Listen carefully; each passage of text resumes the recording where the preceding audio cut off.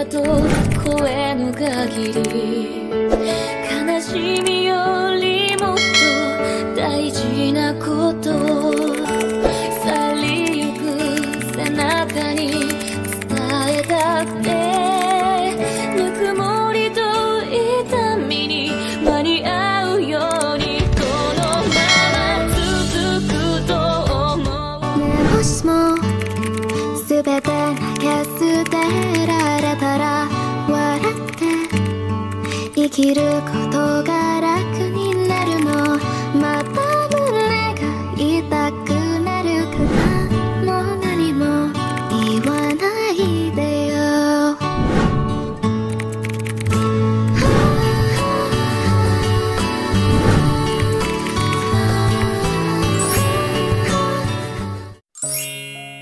Nakaupo si Amethyst sa isang malaking bato. Nakatanaw siya sa papalubog ng araw. Naramdaman niya ang pagtabi ng kung sino sa kanyang gilid. Nilingon niya iyon at napangiti nang makita ang isang batang cute na cute. Bilog na bilog ang pisngi nito. Hanggang balikat ang kulot na buhok.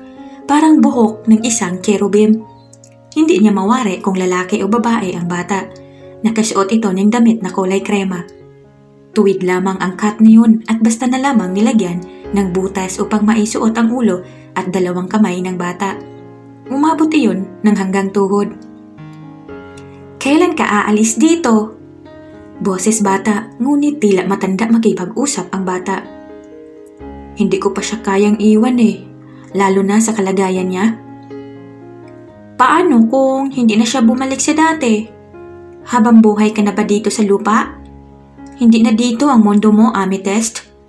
OA ka na sa extension. Natawa siya sa bata. Hindi pa kasi siya nakaka-move on. Hirap talagang maging maganda. Nilangkapan niya ng biro ang sinabi sa bata. Kung ikaw na ang gumawa ng paraan para makamove on na siya sa'yo, suwestyon nito. Ngumiti ang bata sa kanya. Lalong namintog ang pisngi nito at lumabas pa ang dalawang bungi sa harapan. Paano kung gagawin yun? Biglang nagka-interes si Ami sa sinasabi ng bata. Makihalubilo ka sa mga tao, hindi yung liwaliw ka ng liwaliw. Hanapin mo ang isang taong makakaramdam sa presensya mo. Kapag nagtama ang mata nyo ng taong yun, siya ang gawin mong koneksyon dito sa lupa. Di ko magets. Kaluluwa tayo, pero may mga tao pa rin na nakakakita sa atin at minsan ay hindi nila alam na patay na tayo. Akala nila, normal lang tayo na nakakasalubong nila sa araw-araw na pamumuhay nila. Sa kaso mo, hindi mo maiwan ang asawa mo dahil hindi pa rin siya nakaka-move on sa pagkawala mo. Ang dapat mo sigurong gawin ay hanapan siya ng taong muling magpapatibok ng kanyang puso. Kung paano mo gagawin iyon, ay ikaw na ang bahalang dumiskarte. Napaisip si Ami. May point si Bagets. Ang kailangan ni Miguel ay isang taong mamahalin at magmamahal din dito. Nang sa gayon ay hindi na malungkot ang asawa.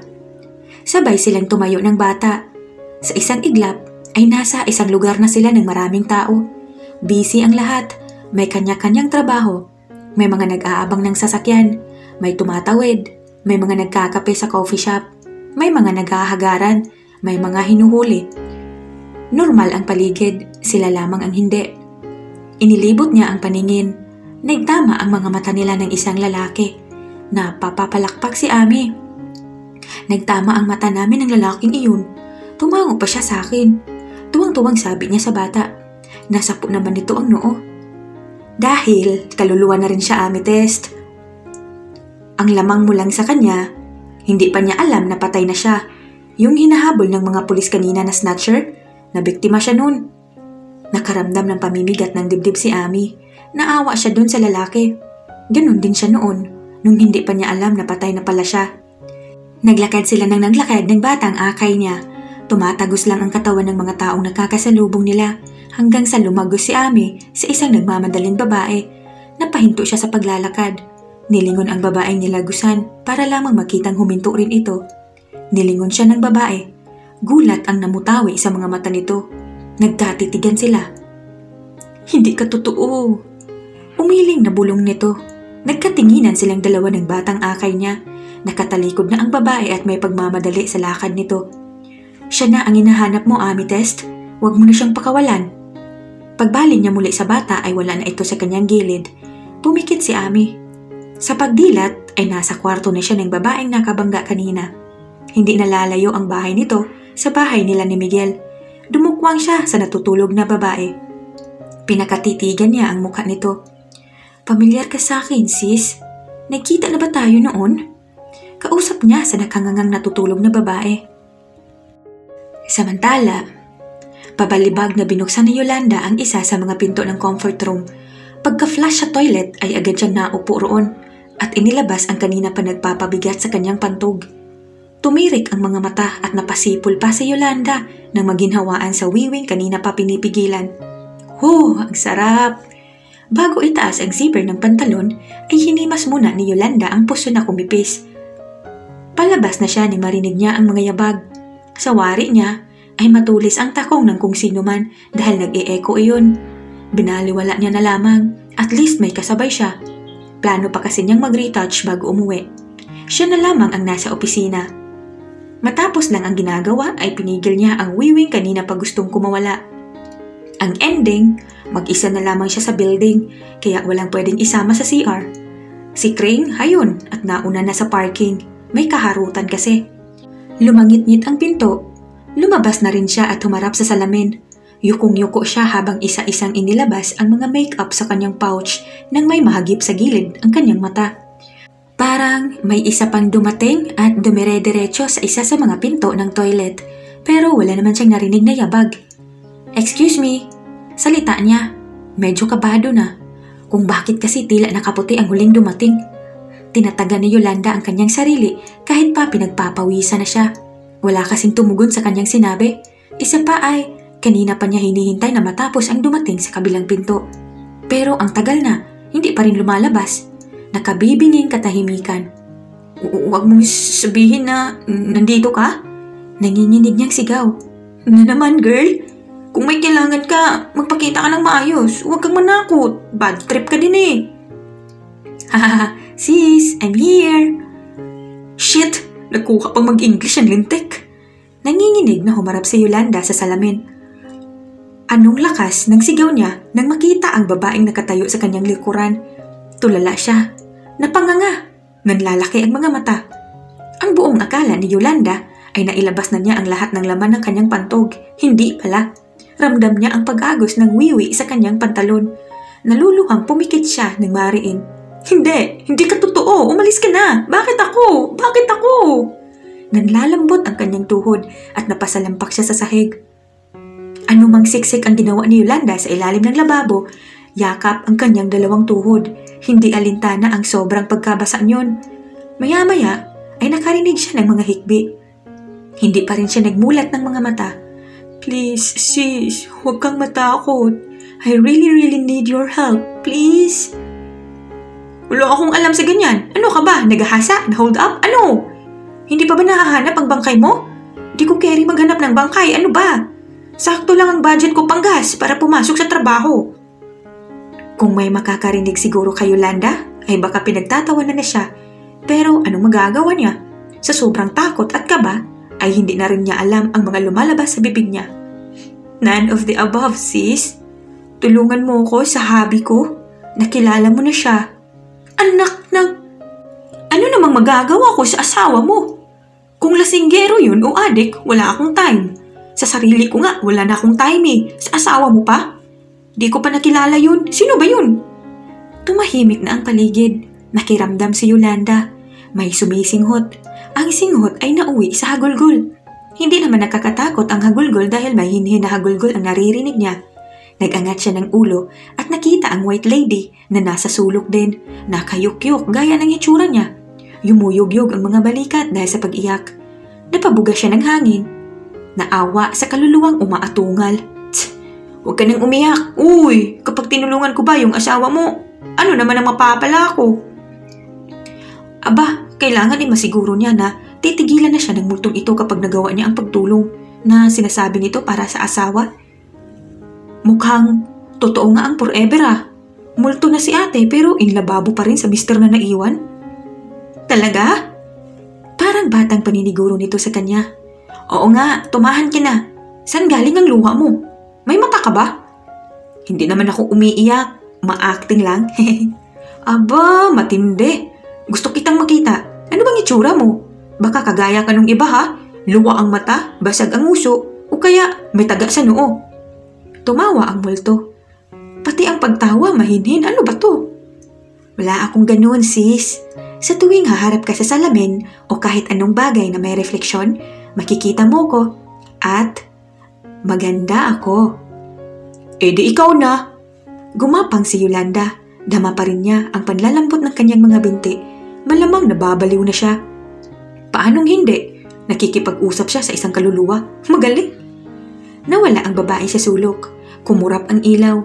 Parang nagsisi na tuloy siya na ginusto pa niyang makita ang mukha ng babae.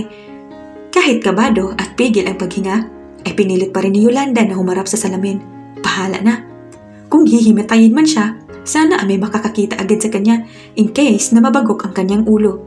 Kung mabaliw naman siya, sana ay dalawin siya ni Kring sa mental kahit 2 beses sa isang linggo. Game, labas na! Habang matino pa ang pag-iisip ko. Umihip ang malamyos na hangin. Nayakap ni Yolanda ang brasong nakalantad sa suot na sleeveless blouse. Pikit ka muna. May ganun pa? Pero pumikit din naman siya. Open your eyes, Sisi. Dahan-dahan siyang nagmulat ng mga mata hanggang sa nanlaki ang mata niya at muling pumikit. Ikaw yun? None other than, sis. Tuluyan na siyang nagmulat at namangha sa babaeng bagamat nakalutang ay mas mataas lang sa kanya ng kaunti. Nakasuot ito ng mahabang puting damit. Manipis ang tirante noon at mahaba ang neckline. Sumusungaw ang dibdib ng multo. Maputi, makinis. Walang sinabi ang dibdib niya. At ang bewang? Kitang-kita ang pagkakipot noon dahil sa hapit na suot nito. Sexy multo, ikaw na!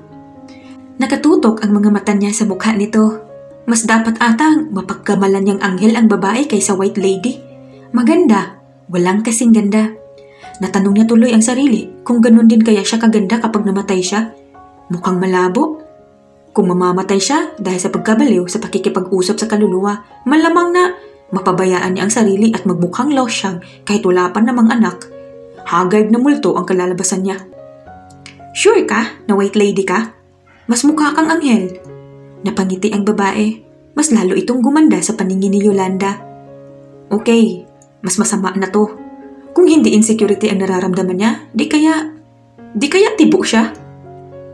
Kapag na-accomplish ko na ang dapat kong ma-accomplish, magiging ganap na anghel na ako. So please, sis, help me. Para matahimik na ako, para sumaya na ang asawa ko. Fine, paano ba? Sasaniban mo ko? Paano kung di mo na isauli ang katawan ko? Hindi ko gagawin yun. Hindi ako sumasanib sa tao. Ganito kasi yun. Natagpuan na lamang ni Yolanda ang sarili na nakikinig sa paliwanag ng babaeng lumulutang. Creepy. Wala eh. Kahit siya lutang din. Lutang sa mga nangyayari. Ibig mong sabihin, yung mister mo, di pa rin nakaka-move on sa pagkamatay mo kaya di mo siya maiwan-iwan? Ang solusyon mo, maihanap natin o maihanap ko ang hobby mo ng babaeng muling magpapatibok ng puso niya, tama? Check! Asawa mo pala yung lalaking nakatira doon sa haunted house? Gwapo no, humagik-gik ang multo. Medyo, di ko masyadong makita. Puro buhok ang muka eh. Kumurap-kurap naman ang ilaw. Nawala na ang takot ni Yolanda. Hindi na rin siya kinikilabutan. Pero kulang pa rin ang salitang nasasanay na. Muling umihip ang hangin. Umigkas ang ulo niya sa taong pumasok sa pinto. Si Kring. Yols, kanina pa ako sa parking. Nagwawala na ang mga ugat sa binti ko. Ang tagal mo. Lumingalinga si Yolanda sa paligid. Wala na ang multo. Nasa po niya ang ulo. Di niya man lang natanong ang pangalan ng multo. Siya kaya? Kilala nito? Hoy, anyari? Para kang sabog. Ano yan? Bumaba ang tingin ni Kring sa pantalon niyang kupas ang style. Bakas doon ng basa. Naihi ka? Ingay mo. Nabasa lang ihi agad. Di ba pwedeng natapunan ng tubig? Tubig, pero nag-umpisa sa pundyo. Tara na nga. Hinila na niya ang braso ng kaibigan at kinaladkad papunta sa parking. Wala muna siyang ikukwento rito. Sasarili na lang muna niya ang nangyari sa CR. Never niyang aaminin dito na naihi siya sa pantalon. pagtatawanan lang siya nito at aasarin at hindi makaka-move on. Nasa biyahe na sila. Panay ang kwento ng kaibigan sa kung ano-anong bagay. Palagi iyong ganoon. Hindi nahihinto sa pagdadaldal. Ang katwiran ay para raw hindi siya makatulog sa pagmamaneho, pero wala ang atensyon ni Yolanda sa chinichismis nito. Naglalakbay ang kanyang isip sa multo at sa asawa nito. Kung paano makakalapit sa lalaki at nang matapos na ang pagpapakita sa kanya ng babae. Lagpas na, Yos! Ha? Sige pa rin siya sa pagmamaneho. Lagpas na ako sa amin. Ang layo na oh. Sorry, sa bahay ka na lang muna matulog. Wala namang pasok bukas eh. Okay, basta wag mo kong iihian ha? Pang-aasar nito sa kanya. Matalim niyang tinitigan ang kaibigan. May bumusina sa likuran. Tumaas ang tingin niya sa rear view mirror. Sa halip na ang sasakyan sa likod ang makita, ay ang babaeng prenteng nakaupo sa backseat ang nakita niya. Ngiting-ngiti at nag-flying kiss pa. Nailing na lamang si Yolanda. Umpisa na ng kabaliwan series niya.